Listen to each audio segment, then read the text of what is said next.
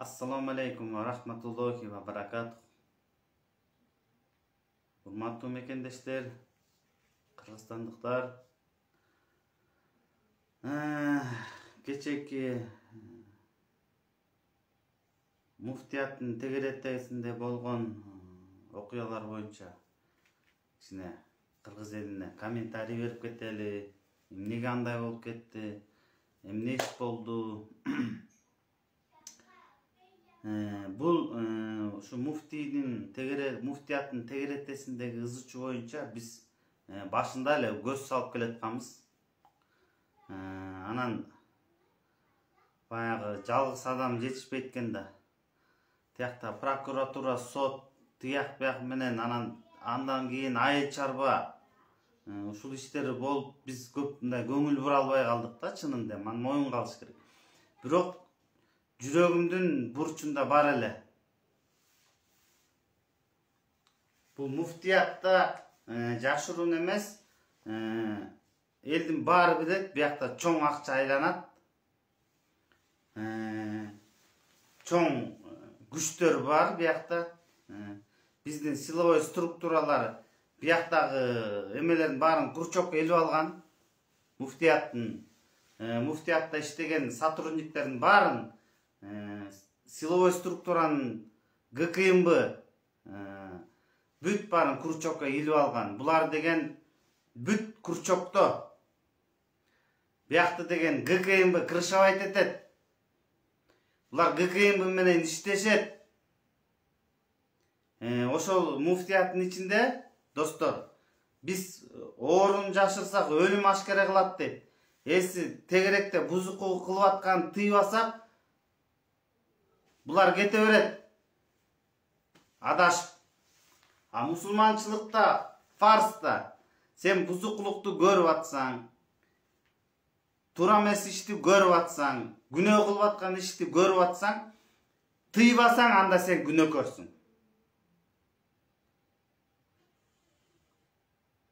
Туурабы, достор? Андай эмеспи? Анан эми бүтүндө кыргыз эли билет. Муфтиятта эмне акча тегеренет, аякта кайсы структураны крышавайт этет, кимдер доля алат. 30 жылдан бери буларда эч ким сураган эмес да. Эч ким сурап, такып, буякта эмне болуп атат, кандай иштер болуп атат, ким руль этип атат, акчалар кайда кетип атат. Эң баштык, полный эң баштык болгондо. Эч кимге жооп бербейт, отчет бербейт. Берки аалымдар кеңеши менен муфти жанагы ичинде бухгалтериясы менен бүт сговорго кирип алышкан. Анан достор, ошондо бузукулук болуп атканын көрүп туруп, анда кайдагер карасак, анда биз дагы, анда мен дагы, анда сиз дагы баарыбыз бузуку болуп эсептелебиз, достор. Эми мен мындай ырбаткым келбейт. Мен ар дайым мындай сүйлөшүү жолу менен, мындай баягы орустар айтат го, золотой серединаны таап бүтүрүп кеткенге аракет кылам да иштичи. Анан кечинде мага балдар чалып, Бакаев айке тигил видеоңузду өчүрүп коюңуз, баягы аалымдар жөнүндө деди, өтүндү эле, мен өчүрүп койдум. Мен өтүнүчтү аткардым. Эми менин өтүнүчүм, менин суранычым, ошо муфтиятка тиешеси бар бардык аалымдар болобу, силовой структуралар болобу, ошол жакта кызматкерлер болобу, муфтияттын кызматкерлери. Мындай бир кыргыз элине бир эме көргөзгүлөчү, бир үлгү көргөзгүлөчү. Бир мусулманчылыктын бир жогорку деңгээлин көргөзгүлөчү. Достор, мындай патриоттукту, мекенчилдикти, ыймандуулукту көргөзүп бир кыргыз элине бир жакшынакай эле муфтийди койбойсуңар. Бул биз баары кыргыз эли мына айтып эле атабыз. Кимдер аралашып атат, кимдердин гана фамилиясы чыккан жок.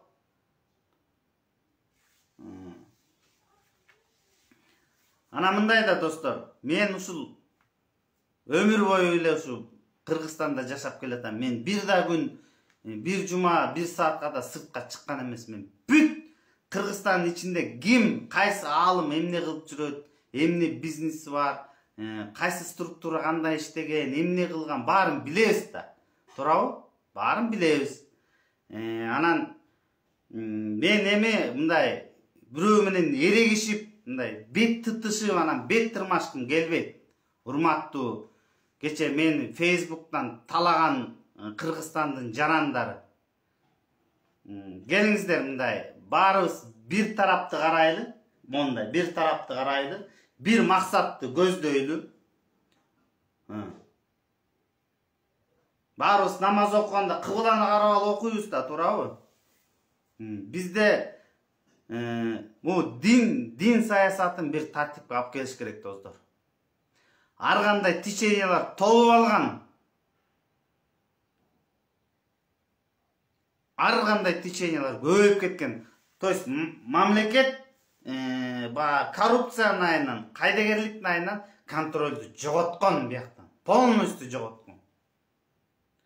Хорошо, мен макулмун. Азыр бүт мыйзам чегинде устав менен кетип атыр. Мен макулмун. Бирок мен бир нерсеге макул эмесмин. Ошол бараткан талапкерлер, урматтуу муфтийликке бараткан талапкерлер. Сиз айтыңыз, ушул мен ушул муфти болуп келсе, мен могу структура мондай кылып реформа кылам. Мен могу жерди мондай кылып өзгөртөм. Эмне үчүн $3600 болуп кеткен? Ажылыктын баасы, достор, эмне үчүн көтөрүлүп отуруп эле $800 башталган да, $800 башталган, андан 1200 болгон, андан 1,5 болгон, андан 2 болгон, 2300, анан тарс 3600. Себеп ошо бара турган талапкер айтыш керек. Бу жерде коррупционный схемалар бар экен. Мен аны аныктадым. Мен көзүм жетип турат. Моякта зияратка барыш, мусулманчылык фарзды аткарыш, бул деген бир ашып кетсе $1000 тегерегинде бүтүш керек.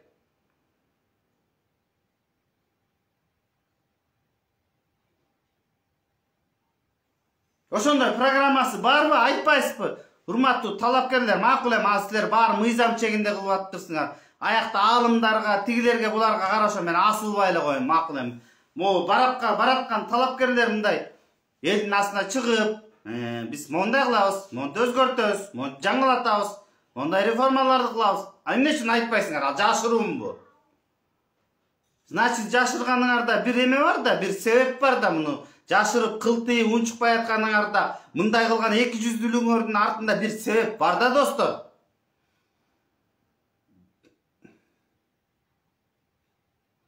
Ошон үчүн урматтуу мекендештер, урматтуу кыргызстандыктар, кайдыгер болбоңуздар. Кечеки муфтиятка барган себебибиз ошол болчу. Ачык болсун, прозрачно болсун. Эми пайгамбарыбыз сойкуну да адам кылган, ууруну да адам кылган, коррупционерди дагы ыймандуу кылган, башкесерди, каракчыны баарын ыйманга келтирген да. Мен азыр айтпайм тигиндей, бул мындай депчи. Бирок мен мына мен өзүм бир туугандар 7-микрорайондо мечит салынган, азыр Шейиттер мечити турбайбы? Ошонун ордунда 2006-2007 жылы, 2005 жылы башталган мечит болуш керек. Атамбаев жери берип, ошол мечитте баштаган мен эң биринчи ыйман жолун ошол жака мечитке каттап намаз окуп, бер жакта жанында стройкада иштечилем. Ошол мечит кандай салынган? 7-микрорайонда мечитте ким имам экенин билесиңер? Ошол мечит кандай салынган? Көрүп турдум мен, монда карап туруп көрүп турдум. Ошол жакта иштеп аткан балдар кандай мамиле кылды? Стройканын сапаты кандай болду? Кандай строй материалдар сатылды? Кандай мамиле болду ошол объектиге? Мындай мен катчы болсом, мен эрегешип, мен силер менен каршылаша турган болсок, менде маалыматтар жетиштүү достор. Мен ошондон баштап туруп билем, ошондон берини көздөп фактыны жыйнап келем. Тарсылдатып, чапкылаган бойдон. Мына бул факты. Ошол мечит бүттү. Ошонун ачылышына келген араб ошол мечитти көрүп алыптыр, ыйлаганда.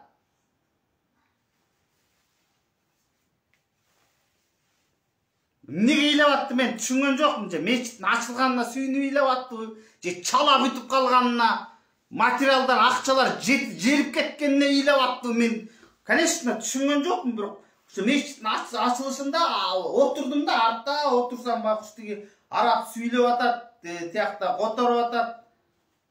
Ал эмнеге ыйлап атат? Эмнеге мындай жүрөгүнөн, көкүрөгүнөн ый чыгып атат, мен түшүнгөн жокмун. Аны түшүнүп коюш оңой эле. Азыр мына Кудайга шүгүр, азыр бүт структурага доступ бар. Барып текшертип, сметасын көтөртүп, проектисин ачып, бул кандай бүтүш керек эле, кандай салыныш керек эле, эмне болуш керек эле, териштирип коюш оңой эле достор аны. Просто мен аны каалабай атам, мен эми андай толтура, андай шалтактарчы, андай четинен чыгат Кыргызстанда жөн эле. Митип эле койсоң, силкип эле койсоң, күүлөп жөн эле жана бактан алмалар күүлөп го, жана бышып монтип тасырайып турганда. Митип эле козгоп койсоң, алмалар ылдыйды көздөй күүлөп го. Просто абириңерди төкпөйүн деп атам да. Такыр шермендеңерди чыгарбайын деп атам. Ким кайсы фондду жетектеген, исламдын, диндин артына жашынып алып, эмне деген фонддорду ачылган, эмне деген акчалар тегеренген, муфтиятта эмне деген акчалар ары бери кеткен, ары бери тияктан бияктан келген акчалар бар. Мага көп кишилер чалып маалымат айтат. Тиги тигинче акча алган, тиги тигинткен, бул минткен. Эми анын баарын мен ачкан жокмун да, турабы достор?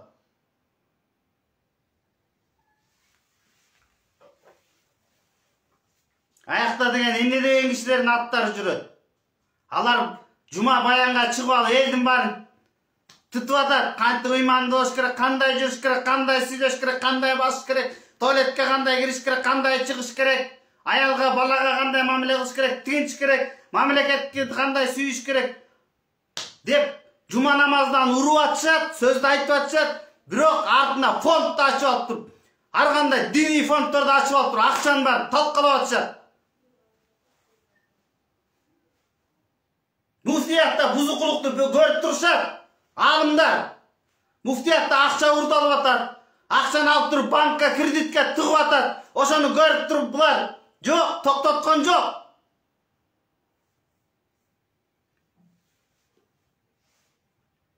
Жакшылыкка чакыруу, жамандыктан кайтаруу.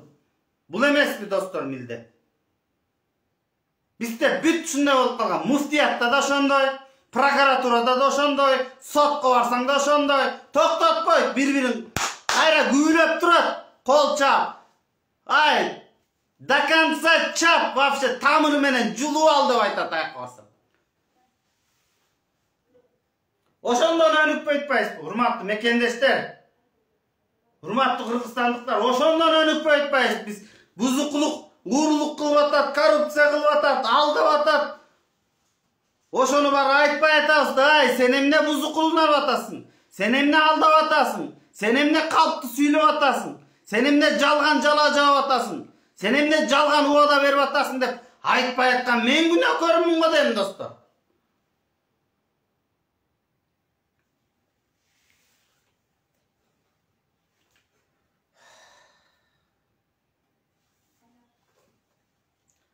Ошон үчүн урматтуу мекендештер, мен азыркы муфтиятка, азыркы кызматкерлерине, алымдар кеңешине, Исламский университетте жүргөнгө, муфтияттын кызматкерлерине, жанагы дин комиссиянын кызматкерлерине баарына эскертүү. Мындай кылтың мылтың кылып анан бурмалап ана монтип кетем деп ойлобогула. Жакшынакай ишиңерди мыйзам чегинде кылгыла. Андай кылбайсыңарбы? Айтканды укпайсыңарбы? Айтканга кулак салбайсыңарбы? Анда кечирип коюңуздар мени.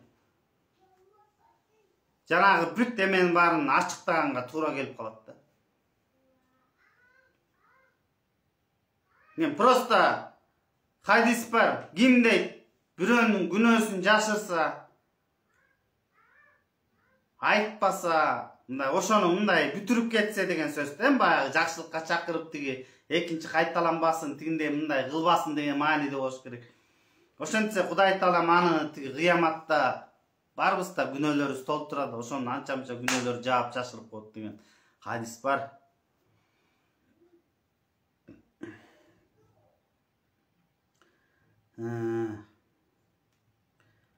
Ошондой достор. Эси ушул ишке тиешеси бар, билебиз да. Кимдин артында ким турат, кандай күчтөр турат, эмне болуп атышат, баарын билебиз биз. Баарын билебиз. Бүт анализдеп, маалыматтын баарын алганбыз. Эси ушул бузукуну токтотпосоңор, ушул бузукулукту токтотпосоңор, ушул жаман ниетиңерден кайтпасаңар, анда какой привет, такой ответ деген эмени аласыңар да. Мен ачык эле айтып коеюн. Кимдин кандай бизнеси бар, эмне кылат, тетияктагы ресторандар кимдики, кафе ресторандар кимдики, кайсы аалымдыкы, кандай акчалар желген, фонддон кандай акчалар урулган, муфтияттан кандай кеткен. Полный маалымат бар. Бул бир. Экинчиден, келе турган талапкер макул келсин. Жанагы ажылыкка бара турган акчаны жөн эле карапайым чортаман элдин акчасын сыга бербейчи. Келген льготаларды, вообще ушу структураны кандай реформа кылам айтсын. Кантип өзгөртөм, кандай реформа кылам, эмнени өзгөртүш керек, кайсы алкымы бузулган 200 мунафыкты тыйыш керек, ошонун баарын айткыла. Достор, мени жамандаганда эмне? Кыргызда жакшы сөз бар. Ыйлагандын көзү жаман, айткандын оосу жаман депчи. Эмнеге ага теригип атасыңар? Кайра айтпайсыңарбы? Койгула. Эл азыр маалымат деген доступный болуп калды. Азыр бир эле компроматты чыгарсаң кетти. Токмоктон Лейлекке чейин 2 мүнөт 15 секундта эле жетип калат ал. Токмоктон чыгарсаң кетти Лейлек түгөстөй. Учкан бойдон Жуңгалдын кызарт деген айына чейин 2 мүнөт 15 секундта эле жетип калат. Ошон үчүн себеби бул мамлекеттин коопсуздугу да, достор. Тиякта мына Агахан деген фонд келип тыгылып алган. Алар кимдер экенин билесиңер да, туурабы? Муну аалымдардын арасынан чубак ажы эле айтпады беле, ачык эле. Жолотпош керек, тиги Агаханды жолотпош керек. Жоготуш керек деп. Ана кечен Садыр Нуркожоевич президенттик шайлоодо региондорду кыдырып жүргөндө нарындан ушул сөз айтылбадыбы, достор? Ушул маселе көтөрүлбөдүбү, достор? Мындай бай, акчалуу фонддор, мындай коррупциялашкан жарды мамлекетти оңой эле басып коет. Эртең алар парламентке алып келет кишилерин. Жогорку мамлекеттик кызматтарга алып келет кишилерин.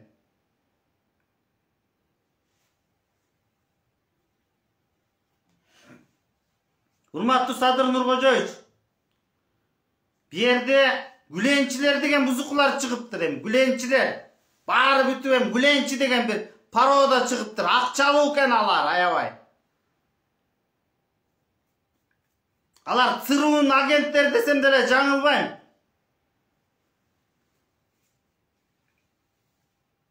Sırrın agentler bular. Gülençi kayda oturat, Amerikada oturat. Жақшы bir Gülençini tazaladık. Kakşap atıp Facebook'tan kıyıkırık ökürük ızıçı oladık. Tegi Gülençini joğot. Emi muftiyatqa da Gülençiler akırın jakындap keletat. Urmаттуу Sadır Nurkожоевич.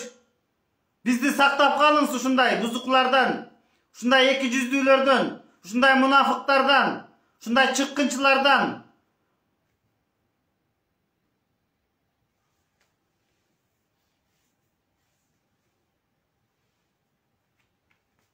Түзмө түз бул muftiyatты крышевать эткен ГКМБ. Men geçe esептеген boyunca 5000 kvota keletken. Urmаттуу Sadır Nurkожоевич. 5000 kvotadan bular деген $2000 жегенде эле уже анча болуп кетет? $10 million болуп кетип атат.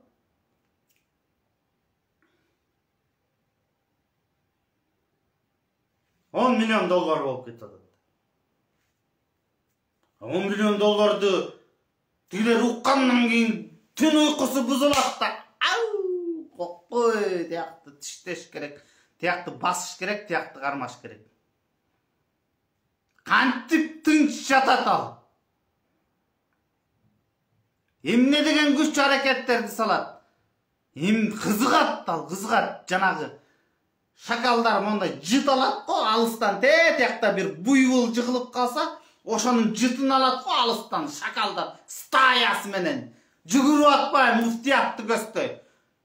Muftiyatın içinde gileygen buywul жатпай, buywul. $10 milyon buywul жатпайбы. Hurmatlı musulmandar.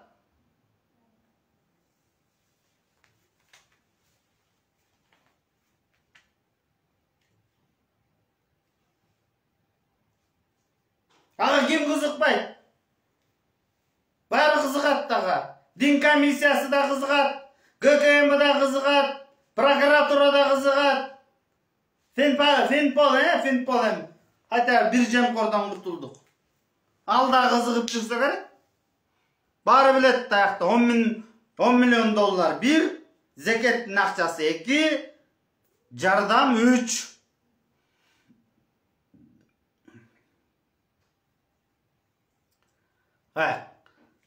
Вообще 30 жылдык тарыхты көтөрө турган болсок, достор, эмне деген мечиттер салынды. Araplar akırında bizden tüngülbödü Kırgızlardançı. Tüngülüptür anan. Özdörü firma nayimayt etip anan. Özdörü prarap nayimayt etip. Özdörü saldırıp başlabadı.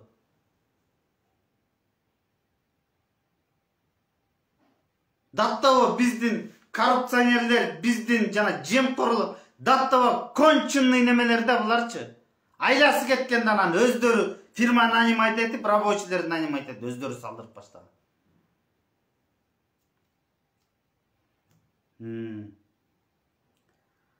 Ошол достор, мен айтайын дегеним эле ошол. Башка сөз жок. Баарыңыздарга Аллах разы болсун.